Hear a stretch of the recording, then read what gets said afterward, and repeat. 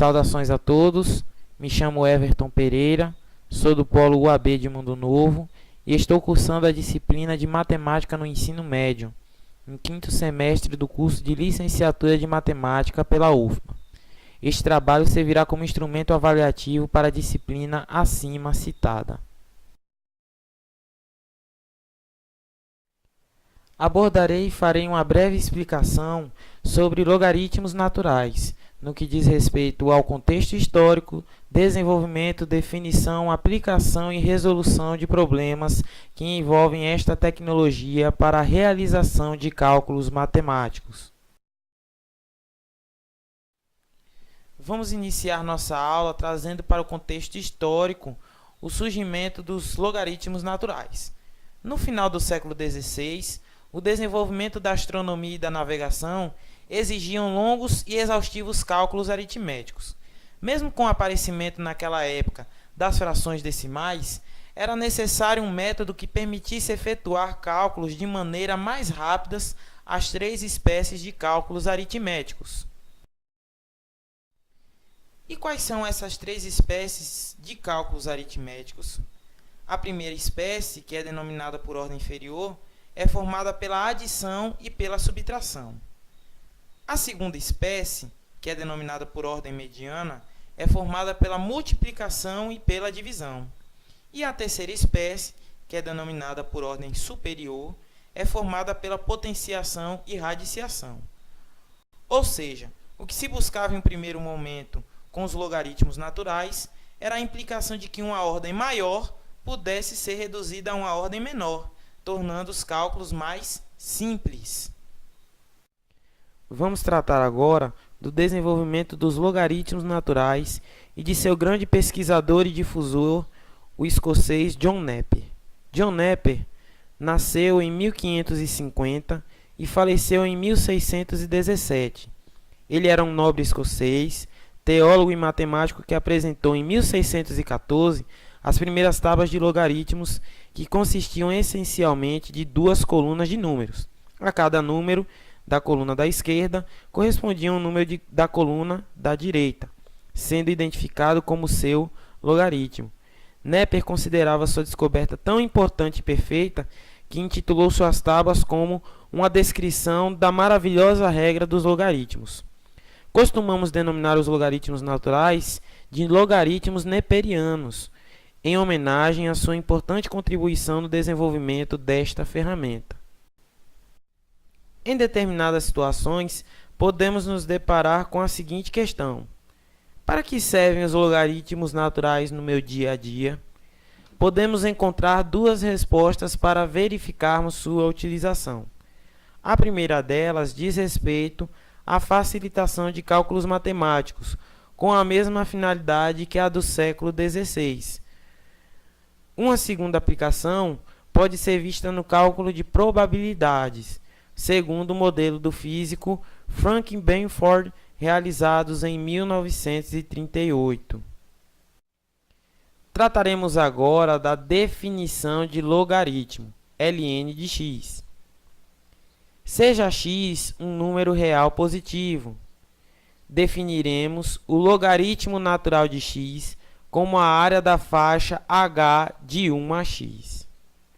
Assim, por definição, quando x for maior que zero, escrevemos ln de x para indicar o logaritmo natural de x, sendo que o ln de x é igual à área h de 1 a x.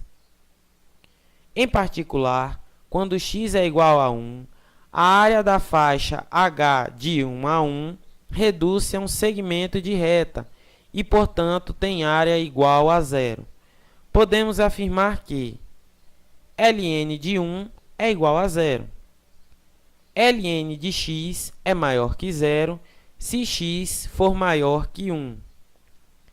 Ln de x é menor que zero se x for maior que zero e menor que 1.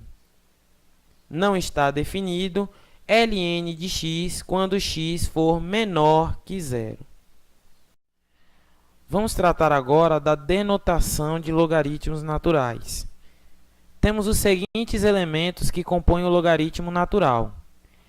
ln de A é igual a log de A na base B, que consequentemente é igual a x. Log é o símbolo do logaritmo natural. B é a base do logaritmo. A é o seu logaritmando. E x é o logaritmo. Portanto, nós podemos fazer a leitura da seguinte maneira: logaritmo de A na base B é igual a x. Como vimos no slide anterior, para encontrarmos o logaritmo natural de um determinado número, utilizamos a denotação log de A na base B é igual a x. Ou seja, qual é o expoente x que, elevando a base B, resulta na potência A? Por isso, aplicamos basicamente algumas regras de potenciação no cálculo de logaritmos naturais. A pertence aos reais, tal que A é maior que zero. Não podemos afirmar que B elevado a x é igual a zero.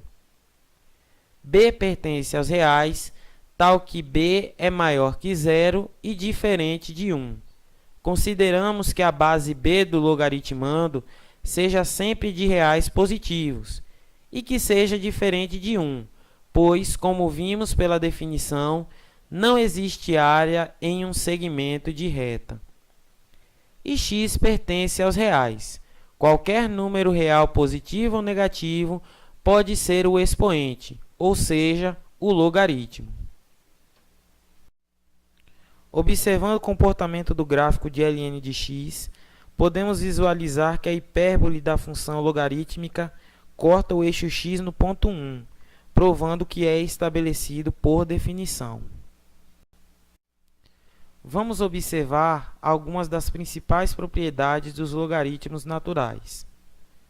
As propriedades principais do logaritmo também estão garantidas para o logaritmo natural. A primeira propriedade diz respeito à multiplicação entre dois logaritmos naturais. O resultado do produto desta multiplicação é obtido entre a soma do logaritmo natural de A e o logaritmo natural de B. A segunda propriedade diz respeito à divisão entre dois logaritmos naturais, em que o resultado do quociente desta divisão é obtido pela diferença entre o logaritmo de A e o logaritmo de B. A terceira propriedade diz respeito à potência do logaritmo natural, em que o resultado da potência é dado pela multiplicação do expoente pelo logaritmo natural de A. Vamos tratar neste slide a respeito da função inversa aos logaritmos naturais.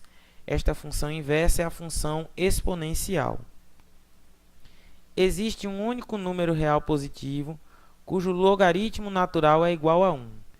Tal número é representado pela letra E, em homenagem a Leonhard Euler, um dos matemáticos mais brilhantes de sua época e posterior. O valor de E é de aproximadamente 2,71. E é a base do sistema de logaritmos naturais. Portanto, as afirmações ln de x e x igual a E são equivalentes. No gráfico, vemos o comportamento da função exponencial e da função logarítmica. A hipérbole do logaritmo natural corta o eixo x no ponto 1, enquanto a hipérbole da exponencial corta o eixo y no ponto 1, caracterizando aí uma simetria em relação à assíntota y igual a x, que passa pela origem. Outra característica importante em torno dos logaritmos naturais é a mudança de base. Em um logaritmo natural, a base é exponencial. Podemos mudar da base E para a base 10. De que maneira? Vamos considerar ln de A igual a log de A na base E. Mudando para a base 10, nós temos a seguinte situação. Log de A na base E é igual a log de A na base 10 sobre log de E na base 10. Como log de E na base 10 é equivalente a 0,43, nós temos que log de A na base E é igual a log de A na base 10 sobre 0,43, igual a 1 sobre 0,43 vezes log de A, igual a 2,3 vezes log de A. Portanto, podemos realizar uma mudança de base considerando sempre a relação ln de A igual a 2,3 vezes log de A. Vamos resolver alguns problemas envolvendo logaritmos naturais, utilizando as informações que até aqui foram apresentadas. Problema 1. Sabendo que log de 7 é igual a 0,84, determine ln de 7. Considerando a mudança de base, ln de A igual a 2,3 vezes log de A, nós temos que ln de 7 é igual a 2,3 vezes log de 7. Como log de 7 é igual a 0,84, então temos que ln de 7 é igual a 2,3 vezes 0,84. ln de 7 é igual a 1,93. Continuando a resolução de problemas, nós passamos para o segundo problema. Encontre o logaritmo de log de 8 na base 2. Qual o expoente x que eleva a base 2 e resulta na potência 8? 2 elevado a x é igual a 8. Fatorando 8 em números primos, nós temos 2x igual a 2 elevado ao cubo. Portanto, igualando os expoentes, nós temos que x é igual a 3. Portanto, log de 8 na base 2 é igual a 3. Finalizamos aqui nossa videoaula a respeito de logaritmos naturais. Até a próxima!